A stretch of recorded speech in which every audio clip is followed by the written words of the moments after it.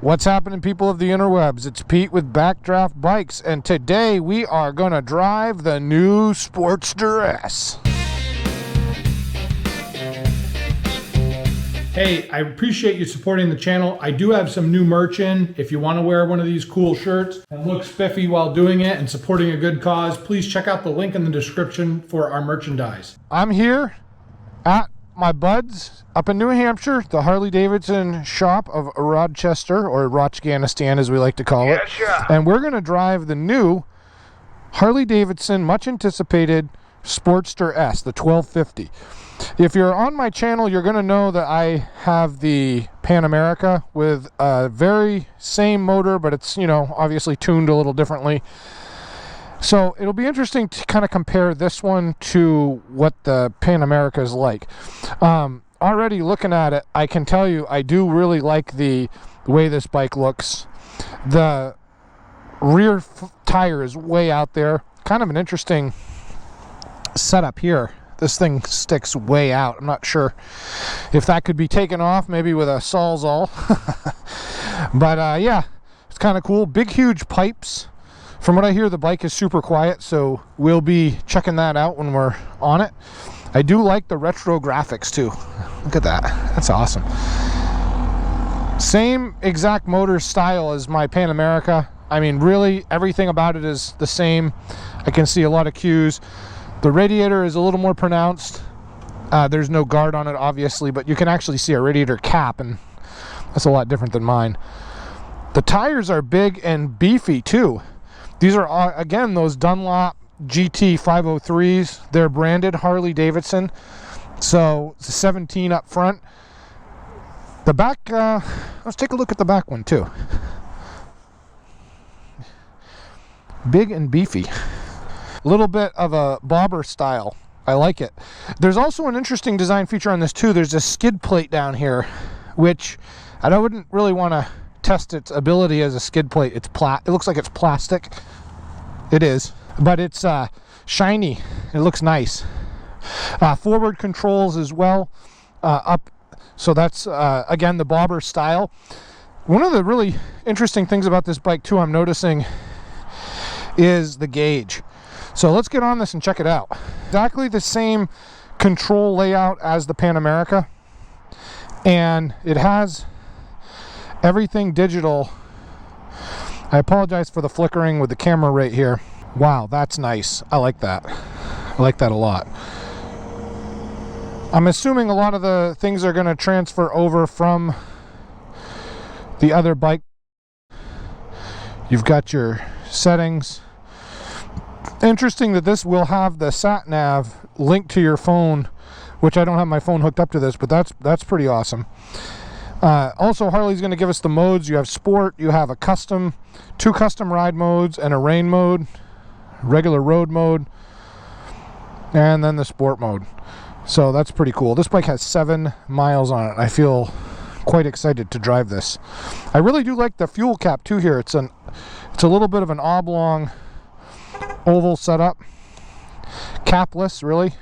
As true with Harley Davidson, these gauges are really easy to see during the light, so I like that. It's not touchscreen though, which I'm not sure why you'd need touchscreen, but I know that like the Indian Bobber does touchscreen as well. The seat's very comfortable on this as well, just sitting here, so that'll be nice to see. This comes factory with heated hand grips, with cruise control. So very much, again, the same 1250 package from the Pan America. Shall we try it out? Let's rock and roll. A few of my bros here from Harley. What's up? What's up, man? It's Joe. What's up, man? Robbie. Robbie. He's going to be following me on that toilet with wheels over there.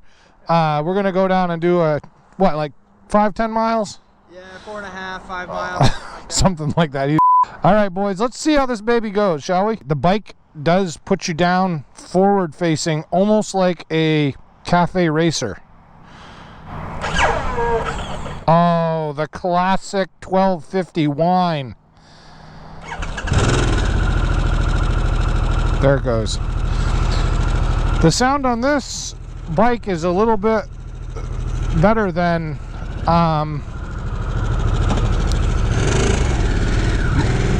the Pan America. I know I'm comparing this a little bit to Pan America, but kind of what I know, and my experience with that engine has been very extensive. You can see my other videos on my YouTube channel. This is an interesting riding position. I feel like I'm leaning forward almost like I said, a cafe racer, almost like a Thruxton of some sort. If you were going to compare this to other Harleys, the Street Bob kind of feels similar, but it's definitely a different animal, for sure. Holy oh whippy! Oh yeah. Okay.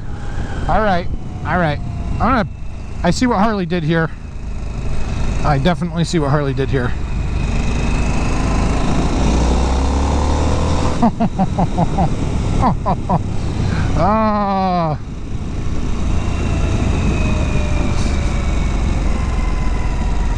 Okay, so just, and I know I'm sounding like a little schoolgirl here, but basically the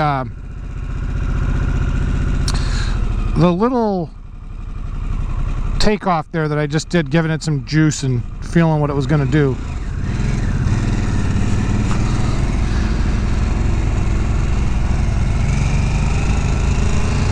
You can feel the same bike DNA from the Pan America, but the bike itself feels a lot different because it's such a small package. I'm leaned over slightly facing forward again, like I said, but the bike itself has a very large engine, and it's very pronounced right off the line. I mean, it pulls really, really well, and a little burble on the factory exhaust as well. Wow, surprising. I like it. The gauge is very easy to read, and again, it is sunny out right now, so that's kind of nice. And I'm liking the riding position. Actually, I'm not sure if I was riding this for a really long time how it would feel, but I do like it right now in the short term. And the seat is very, very comfortable. It almost feels like it's like a gel padded seat.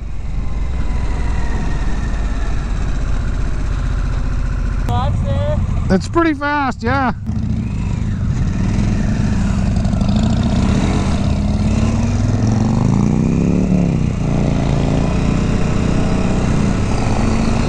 So with your riding position down like this, the bike really doesn't want to wheelie because you're putting a lot of work on the forks, but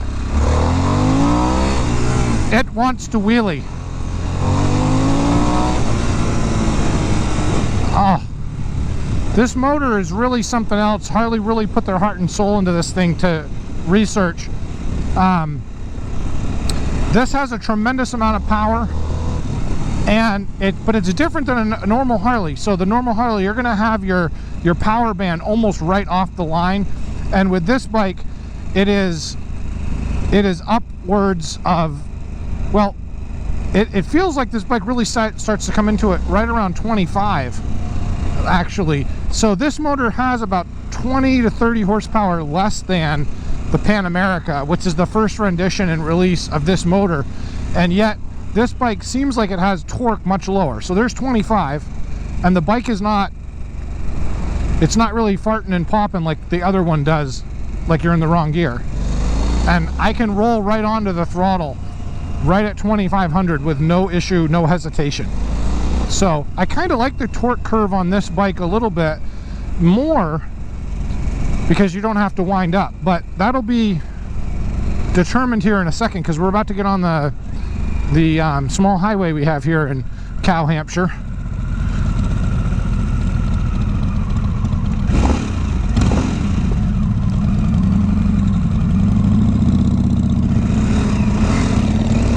The clutch on this is much trickier.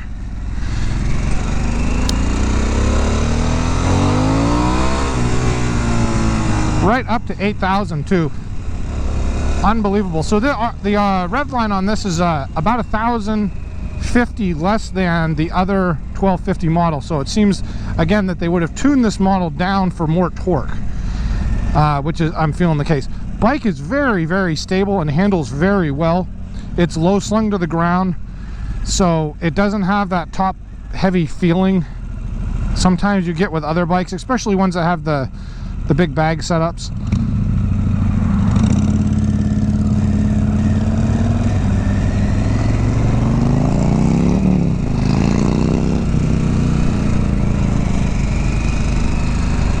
Got a big truck up here, but I'll try to put it into the corner.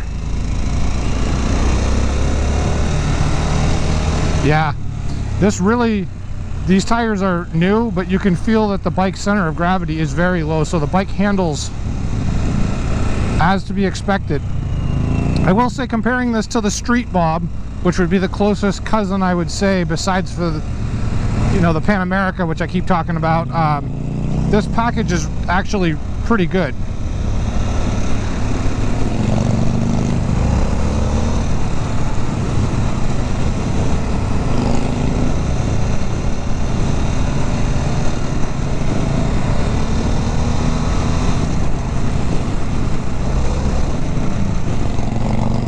Just putting it in 6, so 50 miles an hour, we're at 2,500 RPMs. And I can roll on the throttle, and it wants to give. It wants to live. Wow. As far as the handling suspension on this bike too, I would say that it is a little on the stiff side. It is adjustable somewhat. Well, actually, it's fully adjustable because you can change the dampening in the back, and also I see on the front here we have adjustments as well.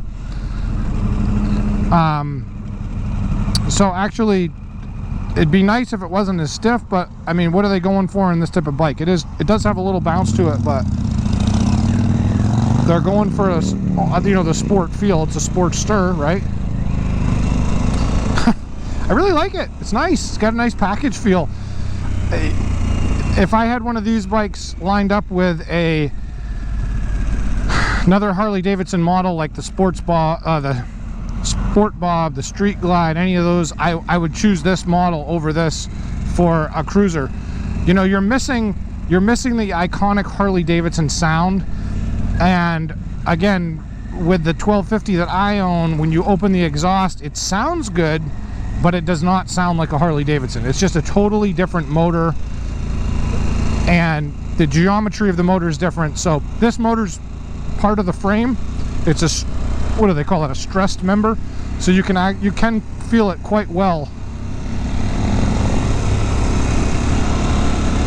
The bike is easily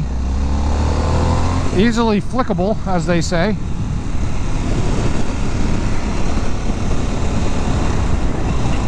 Transmission shifts like butter. It shifts so smoothly. I really, really like that.